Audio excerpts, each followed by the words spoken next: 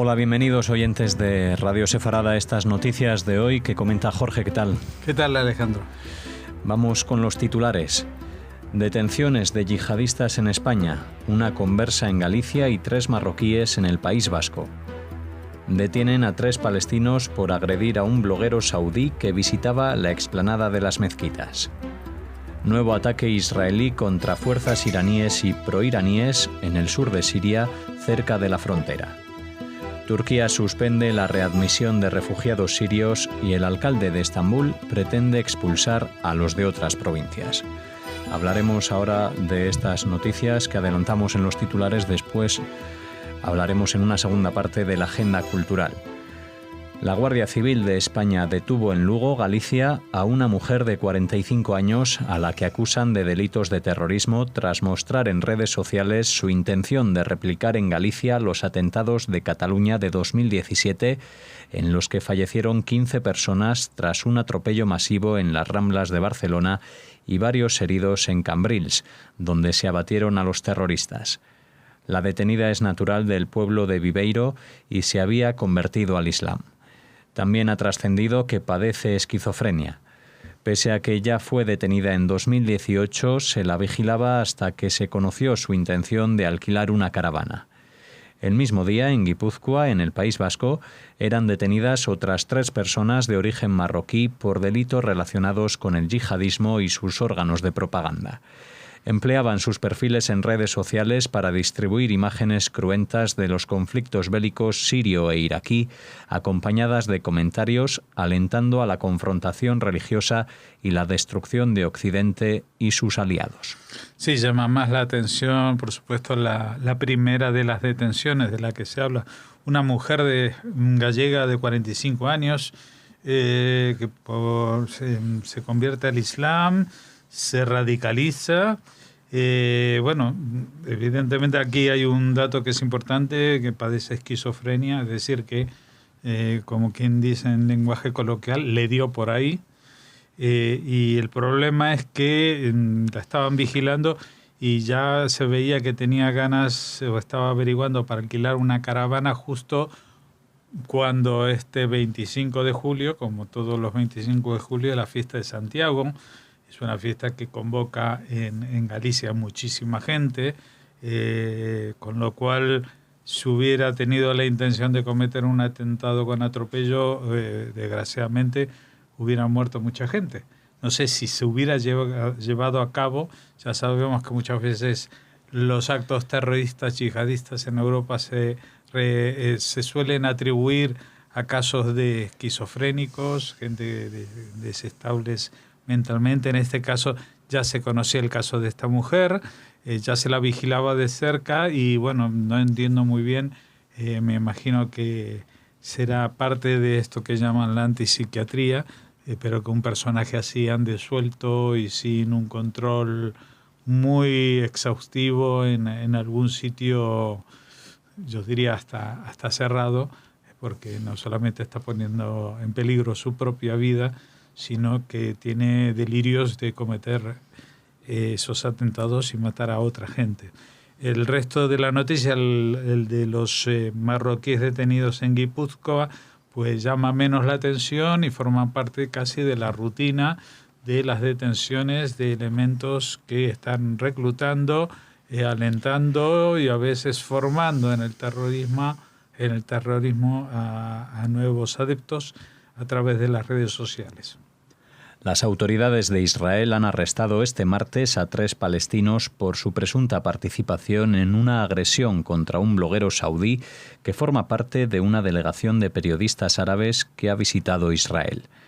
El bloguero visitó el lunes la explanada de las mezquitas, antes de lo cual fue insultado por varios palestinos que se encontraban en la ciudad vieja de Jerusalén, que le lanzaron además sillas de plástico.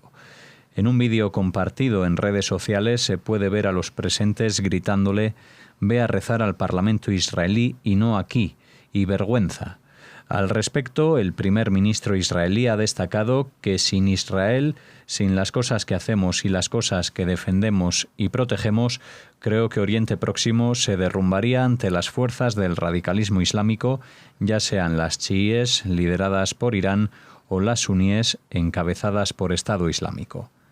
Recientemente, el Sindicato de Periodistas de Palestina rechazó una invitación del enviado de la Casa Blanca para Oriente Próximo, Jason Greenblatt, para que realizaran una visita a la Casa Blanca. Bueno, aquí esta noticia, digamos que concentra en un párrafo lo que se podría llamar un tratado sobre la ley y la libertad de expresión, ¿no?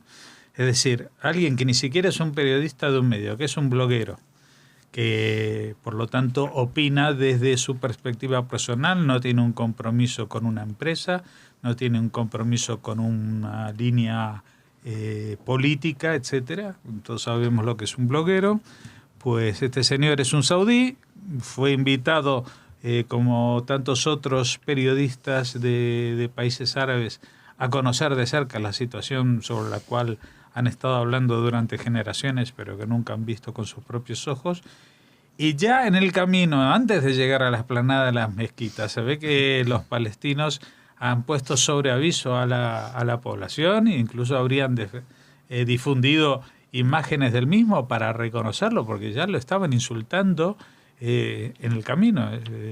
Tampoco es que iba con un cartel que dijera soy el bloguero que visita con el apoyo de Israel esto, ¿no? Iba con el atuendo típico, porque he visto fotos de los saudíes, es decir, con estas chilabas largas, el pañuelo en la cabeza, dispuesto a la manera saudí, etcétera. Y bueno, y cuando llegó a la explanada de las mezquitas, pues fue agredido más que verbalmente. Por lo tanto, contra las personas que cometieron estas agresiones físicas sí que se han iniciado diligencias para juzgarles de la manera que fuera, ¿no? Ahora, esto es alguien que quiere comprobar con sus propios ojos cuál es la realidad, y la realidad que se encuentra es que no solamente no es lo que le contaban, sino que a los que él defendía, pues le atacan. Y otra cosa que a mí me parece inexplicable, ¿no? O sea, Estados Unidos, la Casa Blanca, no alguien particular o no sé quién, un chiringuito, la Casa Blanca invita al Sindicato de Periodistas de Palestina. Es decir, tampoco es caso una invitación a un periodista que le es afín a Estados Unidos, sino al Sindicato de Periodistas de Palestina. Les dice, elijan ustedes no sé cuánta cantidad de personas. Nosotros les invitamos a visitar la Casa Blanca, a hablar con el presidente, no sé si es así, o con altos responsables, para que también ustedes vean con sus propios ojos cuál es la visión que la administración de Estados Unidos, el gobierno de Estados Unidos, tiene respecto a la situación de su pueblo, ¿no? Y ellos rechazan esta invitación. Yo estoy realmente asombrado. O sea, me encantaría que algún día, por ejemplo, un país, incluso al que nosotros acusamos de ser antisemita o anti-israelí, con las garantías suficientes, invitase a periodistas judíos de todo el mundo para que se muevan libremente y vean cuál es la situación de los judíos y la relación con Israel, por ejemplo, en Irán, ¿no? Yo estoy dispuesto a que me invite otra vez, con las garantías de que pueda moverme y no como estos viajes que organizaban en Corea del Norte, que ponían un cartón piedra y ahí te dejaban sacar la foto y no te podías mover ni un centímetro al costado, ¿no? Así que yo desde aquí digo, ya cada vez entiendo menos qué es el periodismo, ya cada vez entiendo menos lo que es el pueblo palestino y, por supuesto, a qué se refieren cuando hablan de la libertad de prensa y de expresión. La agencia oficial de noticias siria anunció que Israel llevó a cabo un ataque aéreo el martes por la noche en una zona rural del sur de Siria, donde fuentes de inteligencia internacionales afirman que hay milicias iraníes y proiraníes causando solo daños materiales, aunque el Observatorio Sirio de Derechos Humanos apunta que sí hubo bajas entre los efectivos militares. Según Siria, sus defensas aéreas lograron interceptar misiles lanzados contra posiciones militares en Homs y los alrededores de Damasco. Hace algunas semanas, Siria ya había informado del lanzamiento de misiles contra el mismo sitio por parte de Israel. Sí, la noticia es un poco embarullada porque, entre otras cosas, viene de la Agencia Oficial de Noticias Siria, no está respaldada ni confirmada ni denegada por Israel, lo cual no quiere decir que no sea verdad, que es muy probable que sea verdad y que Israel se pronuncie sobre este tema dentro de unos días. Ahora, es una zona que ya ha sido bombardeada por Israel y que han explicado que en esa zona hay operativos iraníes y proiraníes, milicias proiraníes. O sea que no sé, nadie se llame al asombro, porque aparte es una zona que se supone Rusia había pedido a Siria que desaloje de allí a las milicias proiraníes y parece que esto no se está cumpliendo.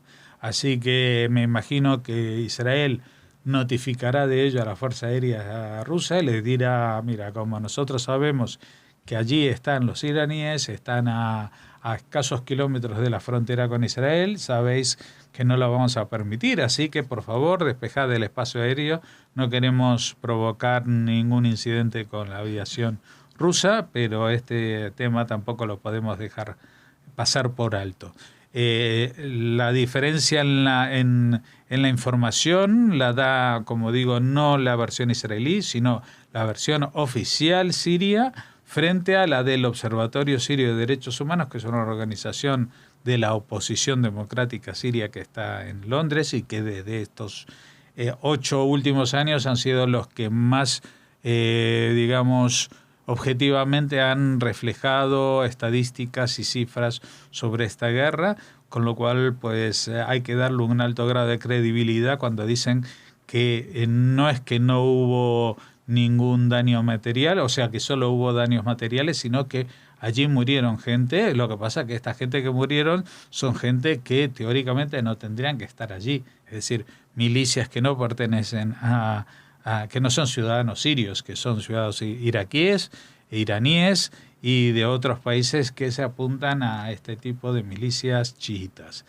Lo que también sorprende en esta noticia es que, según Siria, sus defensas aéreas interceptaron también misiles lanzados contra posiciones en Homs y los alrededores de Damasco, que quedan muy lejos de los sitios donde se ha centrado el ataque. Así que a mí esto me parece un poco raro, que si vas a atacar unas instalaciones que están, por ejemplo, a 50 kilómetros de la frontera, para ello lanzan misiles contra objetivos que están a 500 kilómetros. No le veo yo mucha efectividad, y más sabiendo que los sitios a los que estaban apuntando y de los que destacan, como Damasco y Homs, son sitios que tienen unas defensas antiaéreas modernas y sobre las cuales pues Rusia, por ejemplo, como controlador del espacio aéreo sirio, no hubiera permitido un ataque a menos que estuviera dirigido, digamos, al milímetro contra instalaciones militares iraníes. El gobernador de Estambul dio esta semana un ultimátum a las decenas de miles de refugiados sirios que viven en la metrópolis turca sin autorización. Tienen hasta el 20 de agosto para regresar a la provincia turca a la que están inscritos, generalmente cercana a la frontera con Siria. La medida no afecta al más de 500.000 de sirios registrados legalmente en Estambul y que no olvidan nunca su documentación por riesgo de ser esposados y deportados al norte de Siria bajo control turco, incluso a la zona de Idlib, en guerra. A ello hay que añadir un par de disturbios xenófobos que terminaron con carteles en árabe destrozados hace un mes. Hasta el nuevo alcalde de Estambul se ha declarado a favor de que se cumpla el mínimo del 75% de turco en los carteles. En recientes elecciones municipales, el todopoderoso presidente Recep Tayyip Erdogan perdió las grandes ciudades. Hay que aclarar que los sirios compiten en el mercado laboral con segmentos sociales que llevaban 20 años votando por Erdogan. Por otro lado, Idlib, el último y más radical refugio de la oposición islamista siria, es una presa a punto de reventar con 3 millones de personas dentro. El ministro de Exteriores de Turquía considera suspendido el acuerdo de readmisión de migrantes con la Unión Europea en respuesta a las sanciones de esta por la prospección de gas en aguas chipriotas y por incumplir la promesa de suprimir el visado a los turcos. El pasado viernes, la Unión Europea había desbloqueado otro pago a Turquía para que siga acogiendo sirios. Sí, aquí hay muchas noticias dentro de esta noticia que nos habla de la situación en Turquía. Un primer repaso nos pone en la situación que, a pesar de toda la concentración de poder que ha logrado Erdogan en los últimos años y que la economía le iba bien, pues ya la cosa no le va tan bien. Uno de sus últimos movimientos fue el lanzamiento, digamos, de hace 3 años, de esta marea de refugiados sirios hacia Europa. Recordemos que la guerra en Siria lleva 7-8 años y que desde el principio pues había grandes masas de refugiados sirios en territorio turco, pero que no pasaban a la famosa isla de Lesbos en Grecia, que es la más cercana para entrar en territorio europeo, sino a partir de un determinado momento. Ese determinado momento coincide con una estrategia de Erdogan, es decir, les abro las puertas a estas personas que producen una invasión en una avalancha que va a traer muchos problemas a Europa, y Europa me va a pagar dinero para que no las deje pasar. Y es exactamente lo que ha pasado. La Unión Europea le paga unas enormes sumas de dinero a los turcos para que no dejen salir a estos refugiados sirios. Ya la gente igual se asombrará, pero uno dice, y entonces los turcos antes, ¿qué hacían con los que se estaban cruzando en barcas neumáticas a punto de sacrificar su vida? Pues no hacían nada, no solamente que no hacían nada, sino que incitaban a que la gente se moviera primero hacia Grecia y después en tránsito hacia Alemania generalmente. Aquí todavía hasta hace unas semanas teníamos colgados en un sitio muy relevante en el Ayuntamiento de Madrid, Welcome Refugees, pero a pesar de todos los permisos que se concedieron, los refugiados sirios no querían y no quieren venir a España.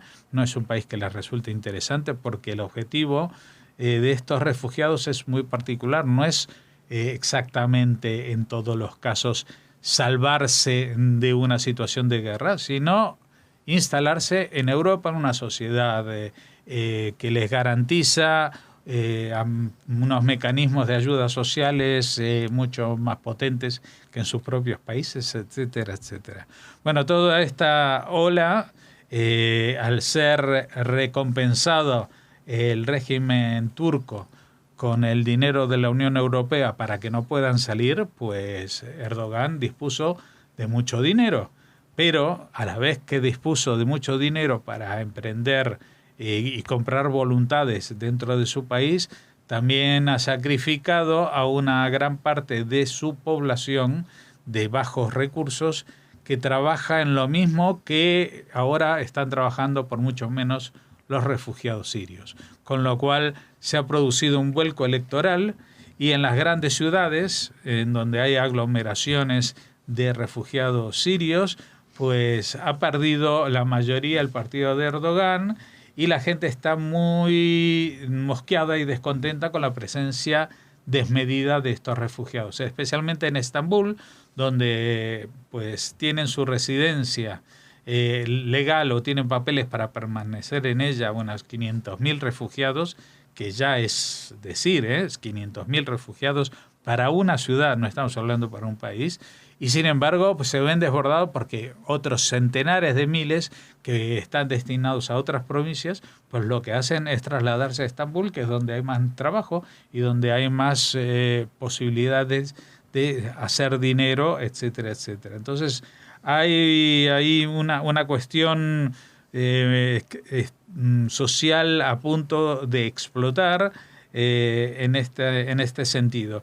Y entonces la respuesta que ahora ha dado el ministro de Exteriores es que suspende este acuerdo de readmisión de migrantes con la Unión Europea. Es decir, no que nos deja de aceptar el dinero, porque el dinero les llegó la semana pasada, sino que a partir de ahora ya no van a aceptar migrantes que hayan conseguido cruzar a Grecia, que sean devueltos a Turquía. De momento, porque claro, si siguen así, pues la Unión Europea va a decir, pues entonces no les pagamos más.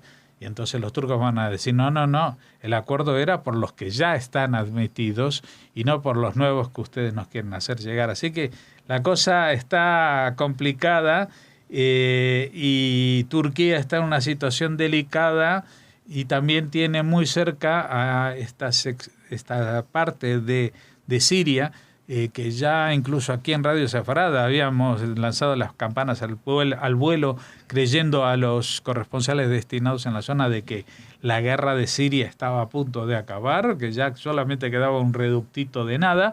Pues resulta que ese reductito de nada, que se llama Idlib, resiste ya él solo contra todos los demás hace más de un año, y ahí hay 3 millones de civiles. Habrá 30.000 milicianos, pero hay 3 millones de civiles, y cuando eso reviente, ¿qué va a pasar? Pues que toda esa marea siria se va a tener que desplazar a algún sitio. Y lo que está pasando también, Alejandro, es una situación paradójica. Si el resto de Siria ya ha sido recuperado, es decir, ya ha sido liberado de las fuerzas terroristas o opositoras con las cuales combatía el ejército sirio, ¿por qué no vuelven los refugiados? Pues que, entre otras cosas, porque los refugiados no quieren volver en su mayoría a Siria.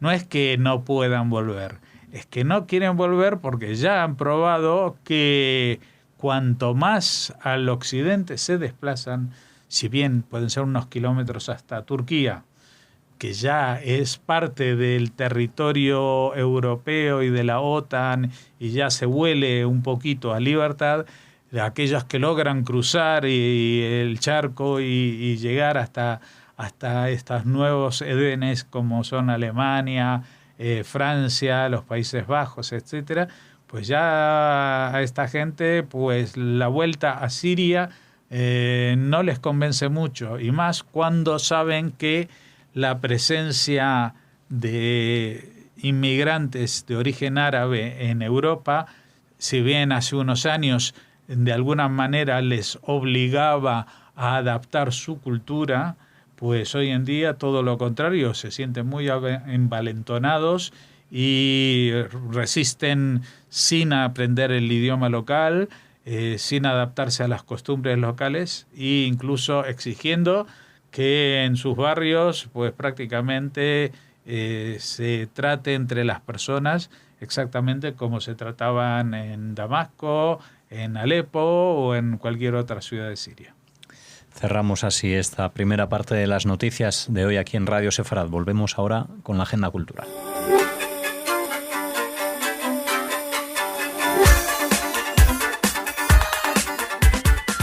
Comenzamos ya esta segunda parte, la agenda cultural. Hola Raquel. Hola Alex, hola a todos. Bueno, ¿qué nos traes? Cuéntanos. Vamos a hablar de un tesoro judío que ha permanecido escondido 5 siglos y que ahora menos llega al Met, sí. En concreto a una de sus salas, la zona de Washington Heights, al norte de Manhattan, que está dedicada a obras de arte del medievo. Por ejemplo, allí se exhiben los tapices del unicornio, una serie de 7 piezas considerado uno de los ejemplares de la época más enigmáticos. Pero no vamos a hablar de unicornios, sino de este tesoro que permanecía oculto entre las paredes, o sea, emparedado en una residencia francesa. Está formado por anillos, broches, diademas, cientos de monedas y otros valiosos objetos. Y ahora, después de haberse reconocido su enorme valor histórico, llega al Museo Metropolitano de Nueva York, al Met. Bueno, ¿por qué decimos esto de que por fin se ha reconocido su valor? Porque su peripecia ha sido bastante complicada. Primero estuvo en el Museo Cluny de de París, pero teniendo en cuenta su origen judío, no recibió mucha atención durante una temporada porque fue comprada poco antes de estallar la Segunda Guerra Mundial y las cosas, bueno, pues en aquel momento la situación era bastante convulsa. Los artículos que forman parte de este tesoro están datados en el siglo XIV y se estima que permanecieron ocultos en una casa de Colmar, en el noroeste de Francia, desde 1349 hasta 1867, cuando el entonces propietario del edificio se topó con el ahora denominado Tesoro de Colmar por casualidad durante unas obras en su casa. Imagínate que tú tiras un tabique y te aparece ahí un tesoro maravilloso. Los expertos creen que este tesoro de Colmar era una colección de joyas de una familia judía que la escondió en su residencia en un momento en el que la peste negra asolaba parte de Europa y que llevó a una campaña contra los judíos acusados de ser los causantes de la epidemia. Una vez más, está compuesta la colección de anillos de rubíes, zafiros, granates y turquesas, broches con perlas, un delicado cinturón esmaltado, botones bañados en oro y más de 300 monedas de distinta índole, que ya pueden verse, como les decimos, en el Met de Nueva York. Pero claro, muchos se preguntarán, bueno, ¿por qué nos hablas de este tesoro? ¿Cómo se sabe que es judío? Porque este origen lo confirma la transcripción Mazel Tov en uno de los anillos de la colección, una alianza matrimonial considerada extremadamente excepcional. Bueno, pues muy bien. Ese descubrimiento que se exhibe ahora en ese Museo Metropolitano de Nueva York, abre la agenda cultural y ahora, Raquel, cuéntanos más, queremos saber más. Les hablamos de música, de melodías no europeas, ritmos orientales mezclados con occidentales, música sefardí e instrumentos poco comunes como la zanfonia o la lira serán la base sonora de la 21ª edición de la Semana de Música Antigua de Logroño, que se va a desarrollar del 2 al 5 de septiembre como iniciativa de Cultural Rioja. Esta 21ª edición nos ha llamado la atención, claro, por esta participación, por esta incursión en la música sefardí que se realizará, que tendrá lugar gracias a la actuación de Capella de Ministers el 3 de septiembre con La música encerrada, un repertorio centrado en el legado de la diáspora sefardí. Bajo la dirección de Carlas Magraner se conjuga a la perfección el rigor histórico con la sensibilidad musical y la intención de hacer partícipe al público de la experiencia. Pues muy bien, incorporación de música sefardí en estas jornadas musicales que se van a Logroño para principios de septiembre. Y terminamos con una noticia triste, Alex, porque nos ha dejado Nina Pinto Abecassis. Siempre nos entristece, por supuesto, hablar de un fallecimiento, pero en este caso conocíamos personalmente a la doctora Nina Pinto Abecassis. Desde aquí, por supuesto, nuestro pésame, nuestro cariño a sus familiares. Ella es la nuera de nuestros queridísimos Roda Enelde y Jacob Abecassis y además, por supuesto, queríamos destacar su labor como investigadora académica del folclore y del humor que tienen la lengua, la jaquetía de la que ella era garante y estudiosa. La doctora Nina Pinto Abecassis nació y se crió en Ashkelon, en una familia hablante de jaquetía procedente de Tetuán. Licenciada y con una maestría en literatura hebrea en la Universidad Hebrea de Jerusalén, a la vez que estudiaba, trabajó en la radio los años 95 y 96, donde escribió y presentó diferentes aspectos literarios en el programa de radio. Leí un libro de una cadena israelí que formaba parte de la radio israelí Kol Israel. También ha sido reportera policial en el periódico israelí Haaretz, pero bueno, nosotros la recordamos sobre todo por su labor como experta en jaquetía. Recibió el premio Rafael Patai de la Universidad Hebrea y el premio Instituto Ben Sevi, y desde 2009 la doctora Pinto Abecassis era docente en el Centro de Investigación del Ladino Salti, que pertenece al Departamento de Literatura Israelí de la Universidad de Bar Ilan, donde imparte asignaturas sobre folclore. También era docente y coordinaba las asignaturas de literatura hebrea en el grado y los estudios culturales del máster de la Universidad a Distancia de Israel. Desde la radio israelí han querido rendirle un homenaje. Nosotros lo vamos a poner, se lo vamos a ofrecer a ustedes. Es un programa en hebreo, así que bueno, les invitamos a los que conozcan esta lengua a escucharse y unirse así a este homenaje que desde Radio Sefarad hacemos a la doctora Pinto Abecassis. Pues así nos despedimos, nuestro pésame para familiares, amigos y seres queridos. Y como decía Raquel, les dejamos con ese audio de la Radio Israel.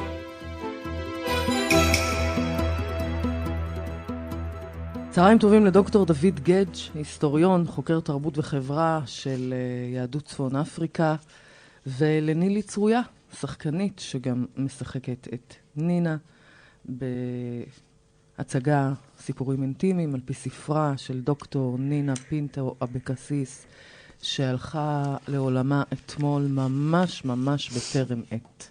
שלום לכם. צהריים טובים. מה שלומכם? אני עוד מעכלת את המציאות החדשה בלי נינה פה ביום יום שלי, שהייתה מאוד נוכחת ומשמעותית בחיים. למרות שהיינו מוכנים לזה וידענו את המצב הרבה זמן, זה עדיין מאוד קשה וכואב, כי הייתה אישה רבת צבעוניות וחיות, והיא באמת טרפה ומצטה כל רגע בחיים, בכאן ועכשיו שלה, בצורה מעוררת השראה. מאוד חלחלה והשפיעה עליי. בואי קודם, אבל אולי נכיר למאזינים מי זאת. דוד, אתה יכול... מי זאת באמת דוקטור נינה פינטו אבקסיס? כן, אז אני אספר, וגם אם נילי תרצה להשלים אותי, אז אני אשמח. נינה פינטו אבקסיס נולדה בעיר אשקלון. היא נולדה בראשית שנות ה-70, ב-1971 באשקלון, להורים שהיגרו, עלו למדינת ישראל מטטואן שבצפון מרוקו, ואני מדגיש את הנושא הזה כי זה בעצם מרכיב מאוד משמעותי בזהות של נינה ובעשייה המחקרית, החברתית והתרבותית שלה לאורך חייה. כי בעצם אחד הדברים הבולטים בנינה זה ההוואי, החיים שלה בתוך משפחה גרעינית ורחבה, מלאה ועשירה בתרבות ונוכחת, באותה תרבות שהיא בעצם הייתה תרבות שבאותה תקופה, ואולי גם אפילו עד היום, לא ממש מוכרת בחברה הישראלית, אבל כן מוכרת בתוך אותם בתים, תרבות של יהודים שהגיעו מצפון מרוקו שדיברו בשפה ייחודית, לא בערבית כפי שדיברו היהודים במרוקו, אלא בחקטיה, שזו שפה שמשלבת למעשה את הערבית היהודית יחד עם ספרדית כמרכיב מרכזי ויחד עם עברית. כלומר, זה איזשהו ניב מאוד מעניין שמשלב שלוש שפות, ובעצם הוא גם משקף מבחינה תרבותית את אותה חברה שחיה במרחב במרוקו שהושפע גם מספרד וגם ממרוקו הערבית וגם כמובן מהיהודיות, ויצרה את אותה רכיב תרבותי. ורק נגיד גם, כי בכל זאת אנחנו בזמן רדיו, שהיא כתבה 3 ספרים, נכון? נכון. אז נינה פרסמה 3 ספרים.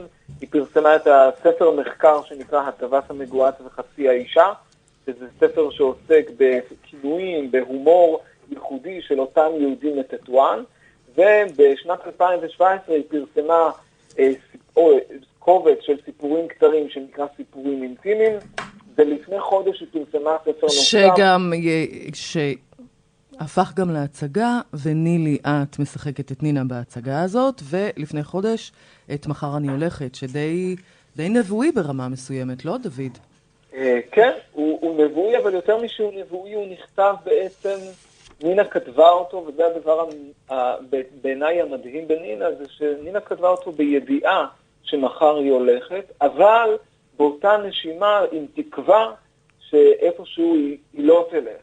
כלומר, ואולי פה חשוב לומר שהספר של מחר אני הולכת הוא עוסק במחלת הסרטן, אבל יותר מכך הוא עוסק בעצם בחיים וברצון לחיות וגם איך ראוי לחיות, שזה המסר המרכזי של נינה בספר הזה. אוקיי, יש לנו, פשוט באמת שלא תכננו את זה, אבל יש לנו פה הפתעה. כן.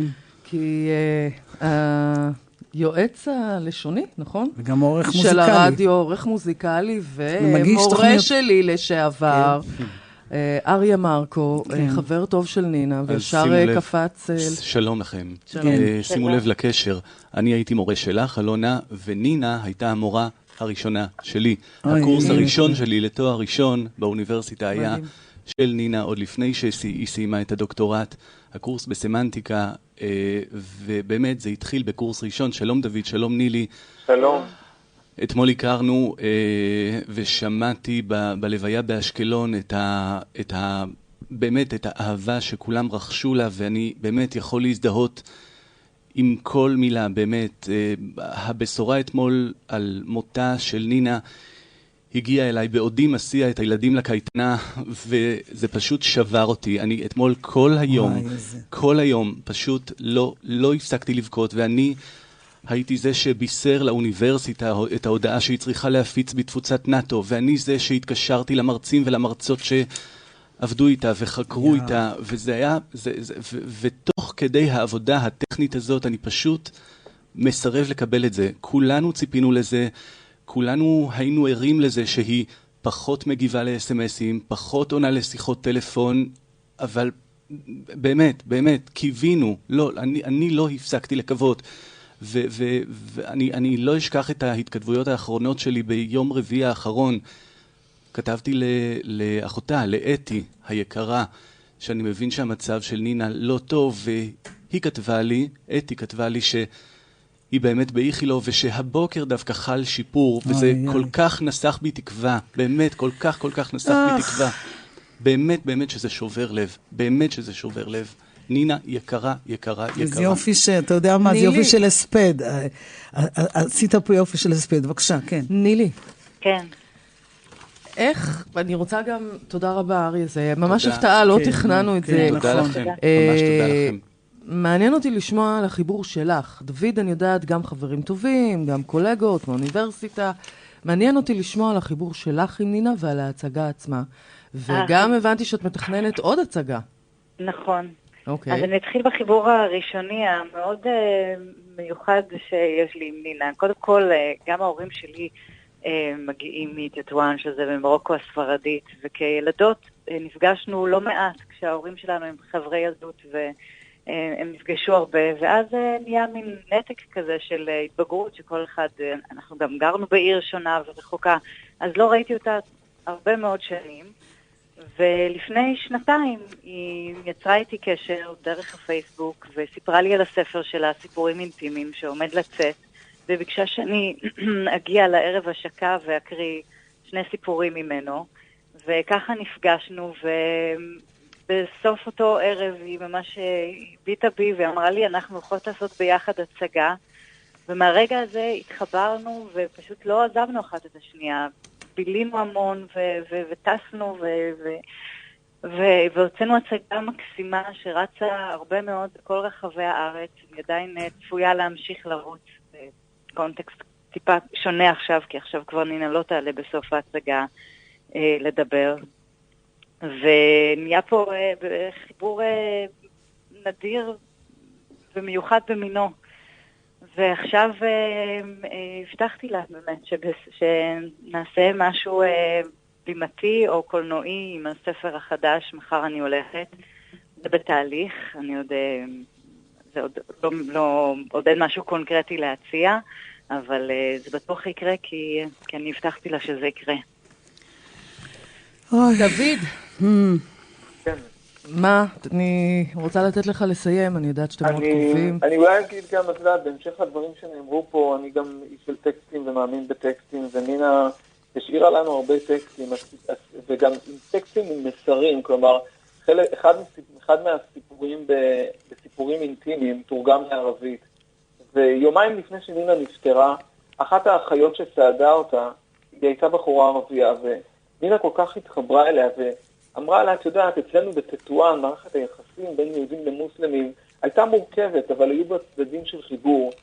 היא באה ואמרה לה, את יודעת, אחד הסיפורים שלי תורגם לערבית. אני עכשיו הוציא באינטרנט, ואני רוצה שתתני לאמא שלך לקרוא. אני רוצה שהקול שלי יגיע לאמא שלך בשפה שלה. ואני חושב שהסיפור הקטן הזה, מבחינתי מייצג את נינה. פנינה פיזרה אהבה בכל מקום. רגש ואהבה, וזה באמת מה שהיא הפיצה, וזה הדבר שאני חושב שזה המסר שאני רוצה להבין גם לאחרים, וגם אני רוצה להעביר אותו הלאה, זה בעצם את האהבה הזו ואת התפיסת עולם היפהפייה שלה והמרשימה לגבי איך לחיות את החיים האלה. לא רק רגע לפני שאתה חולה, אלא לאורך כל החיים. לגמרי, אני חושבת שזו הדרך הכי טובה, כמה שיכול להיות טוב בכאלה בשורות לסיים. תודה רבה לדוקטור דוד גדג' ולנילי צרויה, וכמובן ליקירנו אריה מרקו. תודה. דוקטור נינה פינטו אבקסיס, זכרה לברכה. אפשר למצוא את הספרים שלה בחנויות הספרים, בסטימצקי ובצומת ספרים וגם באינטרנט. נצא לפרסומות. תודה רבה לכם.